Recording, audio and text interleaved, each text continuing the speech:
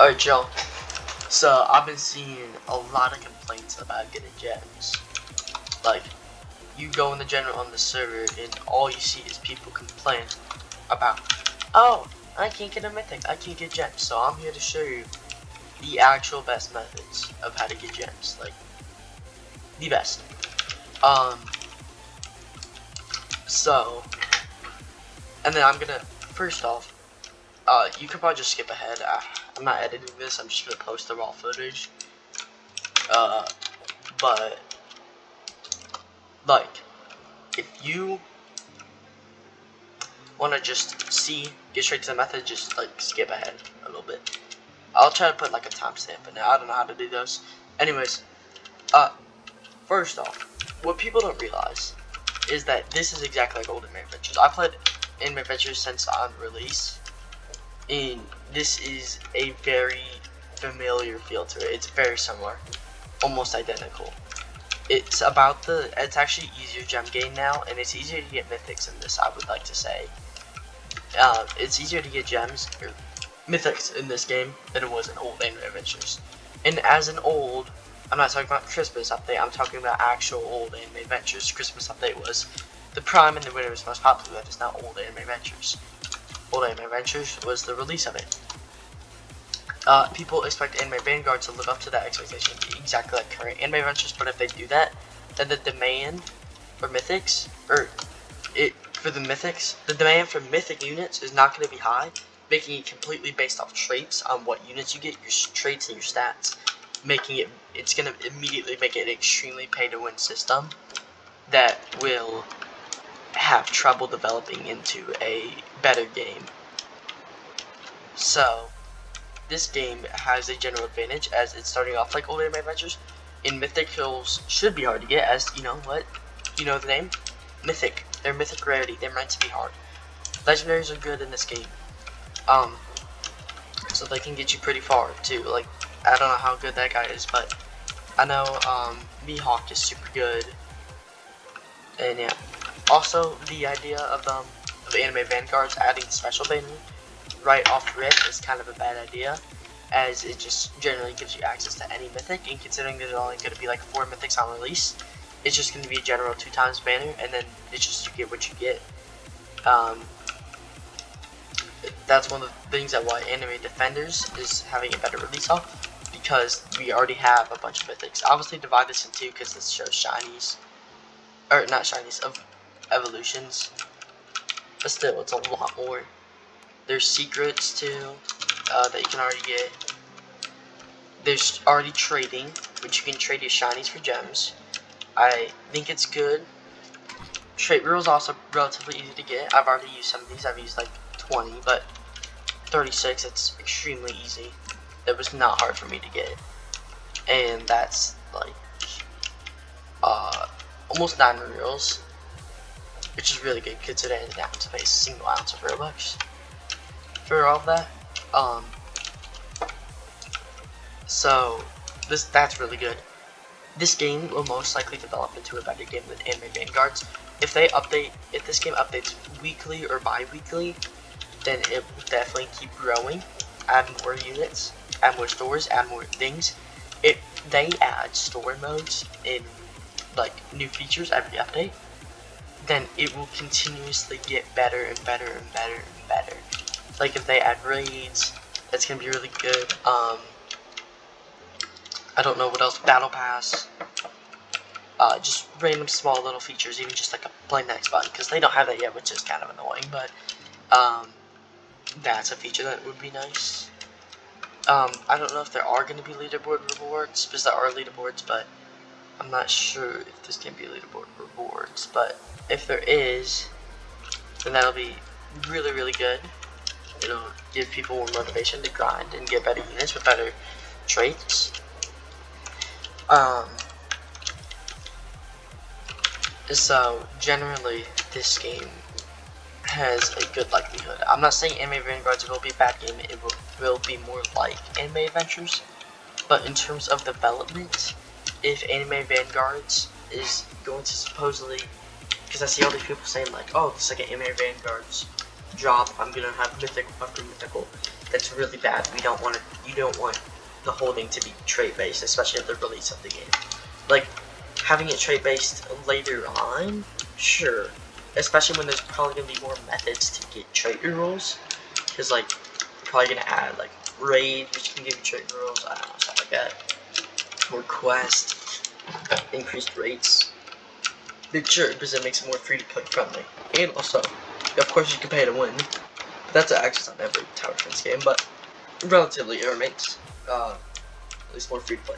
If they make it to where it's extremely easy to get mythics off rip, also considering they only have 4 mythics in that game, like on release or something stupid like that, it's, you know what, that's all it's gonna be. It's just gonna be, you get the 4 mythics and then all there is to do is the trait system. Also, the extension system is a really bad idea, in my opinion, because that means it's going to take 6, because that's including the, wait no, 7, because 3, 2, sorry, bad at math, yeah, 7 in total, because you need to sacrifice 6 and then you need 1 to put them on, just to have a truly maxed out character, which means gems are actually going to be probably even more annoying to grind, considering you need to get 7 of a mythic to truly get them to the max, and that is really bad for rare characters like Secrets, or like Jehovah Heaven, or like how Lelouch was, I don't know, Ice Queen. I know they're adding Ice Queen as a secret, so like if Ice Queen, or not Ice Queen, I think it was Icarus. If Icarus is, if you need 7 of him, and he's already going to be a secret, to truly max him out, then that's just going to be very repetitive and get really boring. And that, plus it's going to be trait based and everything, so, you know, all the YouTubers that have a bunch of money and stuff, they're just going to, you know, trade for them. And then, because it's a secret, they're just going to trade for them, extend it. And how they're going to trade with them is with trait rules that they buy, get the best character, so it's just going to be way more pay to win. Anyways, so that was like a 7-minute yapping session, but hopefully that just finally gets people to realize that this game does very much have an animated feel. You only get that if you play during OG updates. Like, even if you started after Tokyo Ghoul update, you'll probably still get the relative feel. So this has way more potential, I feel, to turn out than people would truly realize. Anyways, actual gem methods. So first off, complete your story. Obviously, this one's more straightforward. And then after you complete it, do hard mode, because I could do that. I still need to do that. Yeah. Infinites now, I get like 800 gems per run. So that's really good. And then there's also, make sure to do all your daily quests. If you're able to, get VIP, because you can get like extra like 400 gems a day, I want to say. 400, 500 gems a day off of quest, and then like some other random rewards. It's pretty nice. It's only like 300 Robux. And if you can't, I'll probably be, I might do some giveaways, honestly, because I'm thinking about making a Discord server for my guild. So you all will be able to get that. Anyways, so besides story, judge, that's not it. That is very much not it. People look at that as the only things, but that is not it. There is these raids. So obviously, only 30 gems. But sometimes you can see it'll pop up. It'll be like just food, and then 130 gems per one, which is really good. That's the equivalent of completing story. For the first time, it takes like 5 minutes, and the challenge is super easy. So yeah, that's really nice. So there's also AFK zone. If you can't set up a macro, which is another method, macroing like story modes, because that's like 30 gems every 5 minutes. If you're not able to do that, like you're on a MacBook or something, AFK zone is pretty good. If you sleep for like 10 hours overnight, that's like 2.4k gems overnight if you have VIP and premium. So if you just buy like a $5 premium package and then get VIP with it, you can get like 2.4k every night, which is really good. So yeah, there's the AFK zone, the macro, which is super good, challenges, which is alright, it's not the best method, I'd say the best method right now is actively playing is just infinite. And then obviously make sure you do your infinite quest while you're doing it too. So that's an additional 300 gems. Like these 10k gems, by the way, I basically got in today in like 5 hours of, not even 5. Yeah, well actually like 5 hours of grinding. But considering most of that is just AFK while doing infinite, and then like I'll set up the infinite, go get breakfast, stuff like that. It's really not that hard. It's really not that bad. And you have to consider 20k gems to pity. So, and pity saves across banners. It's really not that hard to get mythics. You just have to save, just get decent mythics. How I got my first mythic is I had like 8k gems.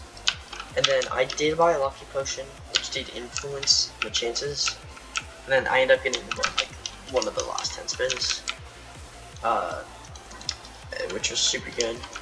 So now I'm probably just going to save for pity. I'm not going to buy a reroll because I'm already halfway there. Lucky potion. I'll probably get guard. There's also tier list. Any shiny characters you get too, you can trade them for gems. That's also a method of care to talk about. Trading. If you pull like a secret, you can sell that for like, I think the value list said like 50k gems. So that's like 2 guaranteed mythics. Obviously though, if you get a secret, I would not sell it. You could trade it for trait rules too, like 450 crystals. It's really good. So yeah, there's a lot of methods. Please stop complaining. It's not that hard. You just need to use your brain and just grind. It's like old AA, as I've said. Just play it. Play it and grind. It's not hard.